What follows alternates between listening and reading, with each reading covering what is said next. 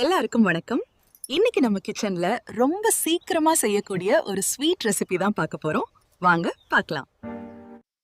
லட்டு வேணுமான்னு கேட்டீங்கன்னா, வேண்டான்னு சொல்றவங்க ரொம்ப கம்மி. சோ லட்டு லவர்ஸ்க்கு இன்னைக்கு ஒரு ஸ்பெஷலான கேரட் லட்டு செஞ்சிடலாம். பேன்ல கொஞ்சமா நெய் ஊத்தி, உடைச்ச முந்திரி பருப்பு போட்டு பொன்னிறமா சிவக்க வறுத்துட்டு, அதுலயே கொஞ்சம் திராட்சையும் சேர்த்து நல்லா வறுத்து எடுத்து வச்சிருங்க. அதே பேன்ல நெய் ஊத்தி ஸ்டோவ லோ ஃப்ளேம்லயே வச்சு ரவைய சேர்த்து வறுத்துக்கலாம். ரவை வறுப்பட்டதும் ஃப்ரெஷ்ஷா துருவின கேரட் சேர்த்து மிக்ஸ் பண்ணிட்டு 2 நிமிஷம் கேரட் வதங்கினதும் ஃப்ரெஷ்ஷா துருவின தேங்காயும் சேர்த்து கலந்து விடுங்க. இப்ப கொஞ்சம் நெய் சேர்த்து மிக்ஸ் பண்ணிட்டு பேனை மூடி ஒரு 5 நிமிஷம் லோ ஃப்ளேம்லயே வேக விடுங்க.